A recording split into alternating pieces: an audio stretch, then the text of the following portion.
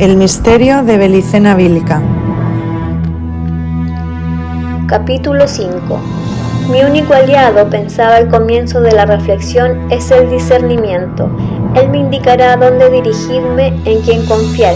Si es que hay alguna línea filosófica o religiosa afín, Él me permitirá descubrirla. Él me dirá si es bueno o malo o cómo recurrir a ella.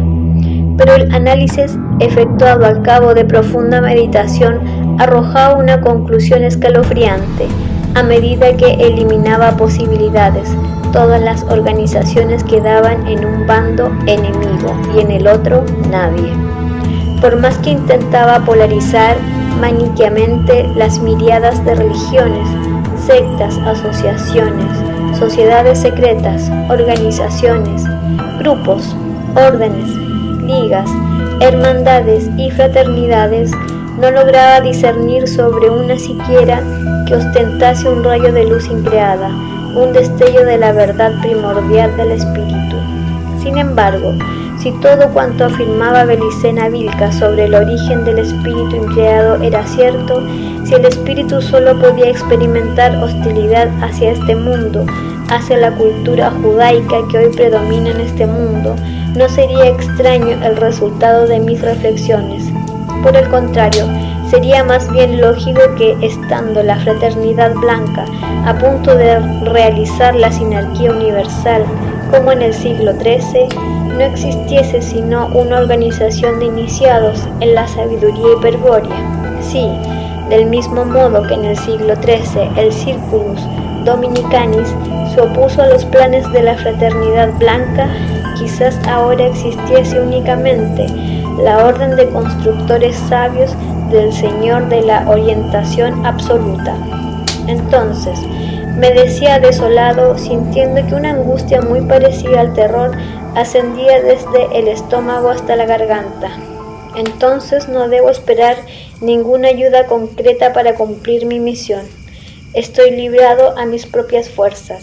Me costaba aceptar esto. La misión propuesta por Belicena era claramente una tarea que requería el desempeño de un hombre superior, de alguien dotado con mucho más de lo que yo contaba en ese momento. Si de algo estaba seguro, empero era de que la ayuda espiritual sería imprescindible para cumplir la misión. Pero la ayuda, según mis recientes conclusiones, no debía esperarla de las organizaciones humanas. No podía haber intermediarios entre lo espiritual y yo. Era evidente, pues, que la ayuda espiritual tendría que manifestarse directamente en mi interior, que Dios o los dioses liberadores o mi propio espíritu eterno, increado, infinito, si respondía a la solicitud de auxilio, tendrían que hacerlo en lo más profundo de mi intimidad psíquica. Desde hacía rato sentía una especie de ahogo, una opresión en el pecho a la que no daba mucha importancia, pues la atribuía al torrido febrero. Esta presunción pronto se desvaneció, pues las noches de Salta suelen ser bastante frescas, aún en verano, y esa no era la excepción. Lo noté de inmediato cuando abrí la ventana. Vi el parque tenuamente iluminado por el crepúsculo de las 4 horas, al tiempo que una brisa fría me obligó a cerrar el póstigo. Parado junto a la ventana, extrañamente sofocado por una angustia desconocida, pensé torpemente que en unos minutos más amanecería. Una sensación de soledad cósmica me había embargado poco a poco, sin notarlo, y al fin logró calar hasta el fondo de mi alma. Por un instante pensé que el análisis anterior me había aislado solipsísticamente del mundo, o en otras palabras, que la polarización maniquea a que sometí las organizaciones humanas había continuado inconscientemente saltando de categorías hasta un enfrentamiento, yo y el mundo. Esto podría darse por mi instintivo rechazo de lo material, pero no era así, pues al pensar en mis amigos, mi familia, los seres que admiro, intuí enseguida la potencia espiritual en ellos, y la conocida sensación de alegría que me inspira lo espiritual hizo vibrar mi cuerpo. Sí, era capaz de intuir el espíritu en algunos seres, y por lo tanto no estaba realmente solo. La desgarradora soledad que sentía ahora, pensé velozmente, no era producto de una desviación patológica como la que suelen padecer en sus melancólicas los solipsistas egoístas. Esta era una sensación totalmente distinta, lacerante y dolorosamente aguda. Podía traducirse en una palabra: abandono. Me sentía solo y cósmicamente abandonado, pero en esa sensación de abandono compenetrada había una segunda sensación, más sutil, pero menos dolorosa. Era como un reproche mudo que vibraba en el fondo de mi alma, pero a una profundidad inimaginable. Era el reproche de un Dios que se transmitía a través de un espacio sin dimensiones y que parecía llorar por una pérdida, una amputación metafísica de su substancia que era sufrida como solo Él es capaz de sufrir. Y esa pérdida que reprochaba el Dios era yo mismo, yo que lo traicionaba, que cometía una herejía condenada y abominable. Me sentía solo y cósmicamente abandonado, repito, pero en un grado tan intenso que por un instante creí morir. Debe comprenderse que todo esto ocurrió muy rápido, quizás en unos minutos o segundos, y lo más probable es que hubiese realmente muerto. Esto lo comprendí mucho después, de haberme dejado ganar totalmente por ese extraño estado anímico. Si no ocurrió así, fue porque remotamente, en las fronteras ya de la conciencia que me abandonaba rápidamente, tuve una certera intuición. Esa emoción que me estaba matando era externa a mi propio ser. No era yo quien se lamentaba y gemía emotivamente con una fuerza tal que lo llenaba todo, que atravesaba mis múltiples esferas de percepción y se difundía por la realidad circundante, que disolvía mi conciencia al perder la diferenciación entre sujeto y objeto. Lo curioso fue que al hacer consciente esta intuición, todo se cortó de golpe, en un estallido silencioso y brillante, en el que creí distinguir fugazmente un círculo blanco que me rodeaba. Es decir, no todo se cortó, porque ahora la sensación se había trasladado totalmente fuera mío, el mundo concreto. Yo me sentí de pronto lúcido y alerta, mientras a mi alrededor, los muebles, el piso, las paredes del departamento, todo parecía irradiar una maldad espantosa y amenazadora. Era algo tenebroso que se inducía epidérmicamente, que se percibía con todo el cuerpo, con cada órgano, con cada átomo. El mismo estado anterior, pero invertido y exacerbado, la soledad cósmica profunda era ahora pura presencia, el abandono, un llamado mudo, pero de una violencia irresistible, el reproche del Dios, que parecía tan divino al brotar de las honduras del alma, se había convertido en un rugido bestial, obsceno y agraviante. No es posible expresar con palabras lo que viví entonces, solo puedo dar una pálida idea si digo que esa fuerza primordial era vagamente semejante al aliento de una bestia enorme y maligna. Un aliento fétido y ofensivo que brotaba de todas las cosas, que eran a su vez las vísceras, los órganos de ese dragón erizado y peligroso. Un aliento que imponía su presencia llena de vida, pero esta vida era al espíritu, lo que el rugido es a la música. Vil imitación y miserable copia, un aliento voluptuoso que alaba y exhalaba en una cadencia grosera y animal. En el silencio y la calma de la noche, esta presencia se realzaba viciando el aire de amenaza, como si invisible y poderoso, un enemigo mortal, me acechara presto a arrojarse sobre mí para cobrar mi vida y más que mi vida. Tenía la impresión de haber caído a un brumoso precipicio del que fui rescatado antes de llegar al fondo.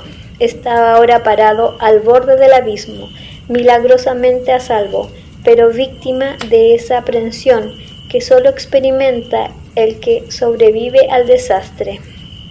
Por eso permanecí inmóvil y no huí de aquel ambiente cargado de una maldad indescriptible que parecía dirigirse agresivamente hacia mí. Y esa inmovilidad serena y reflexiva parecía excitar más la tensión dramática, elevándola a niveles insoportables. Comprendí en ese momento que lo que irradiaba la materia, como quiera que esto se llame, estaba perdiendo su capacidad de actuar sobre mí, pues en medio de la insoportable tensión se adivinaba como una impotencia para consumar la agresión. Al llegar a este punto parecía que todo iba a estallar, a volar en pedazos por el aire. Y estalló. Capítulo 6. Mentiría si dijera que yo no aguardaba algo paranormal.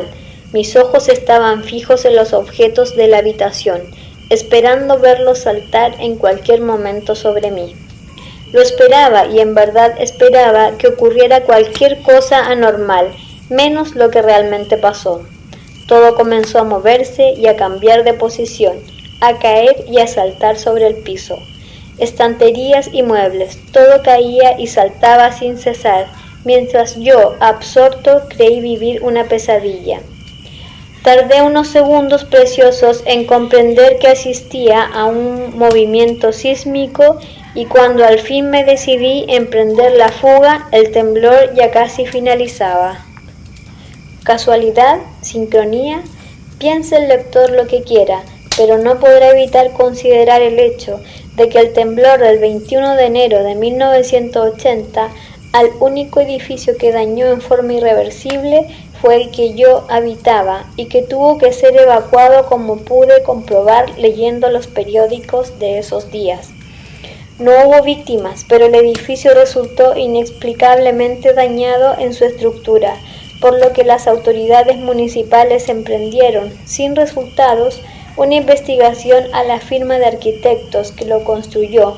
Al no existir seguros, las pérdidas fueron totales para los propietarios del consorcio, entre los que me contaba. De mis pertenencias poco es lo que pude salvar, pues lo que fue suficientemente fuerte para sobrevivir el sismo sucumbió a la caída de los cielorrascos. Entre ellos mi coche, que si bien podría repararse de las múltiples abolladuras, no saldría de la cochera en varios días por estar obstruida la rampa de entrada. Había quedado arruinado de la noche a la mañana como Job, pero sin su famosa paciencia. No voy a negar que en un primer momento me ganó la desesperación. Cualquiera lo encontrará comprensible situándose en mi lugar. Luego de la siniestra experiencia narrada, con el peso de una larga noche sin dormir y la carga del día anterior en que visité al profesor Ramírez, había que ser más que fuerte para no ceder y desmoronarse. Pero conforme pasaron unos días, mi espíritu fue recobrando su temple habitual y las cosas comenzaron a resolverse. Alquilé un departamento en un barrio cercano y lo amueblé con la ayuda de mi hermana y algunos amigos.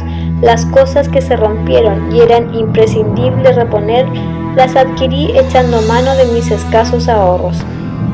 Todos estos arreglos lo hacía impulsado por mis seres queridos, quienes en su solidaridad se preocupaban de mi estado de ánimo abstraído e indiferente. Pensaban, por desconocer las extrañas circunstancias en que ocurrió el sismo, que el desastre me había sumido en un shock volitivo. El razonamiento no era desacertado, pues, si bien nunca fui demasiado apegado a los bienes materiales, la pérdida de 4 años de trabajo y sacrificio resultaba una prueba demasiado dolorosa que en otra ocasión me habría afectado bastante. En ese momento la verdad era otra. Mi mente, desde el instante que recobré la serenidad, no cesaba de analizar los momentos vividos. Estando absorbido por el recuerdo de esa noche infernal, se entiende que apareciese a la vista de los demás como ausente y abatido.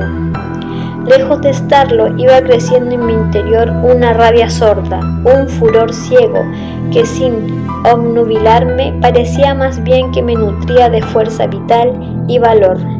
No me echaría atrás, ahora menos que nunca. Una semana después de ocurrido el temblor, me hallaba preparado y listo para salir de viaje.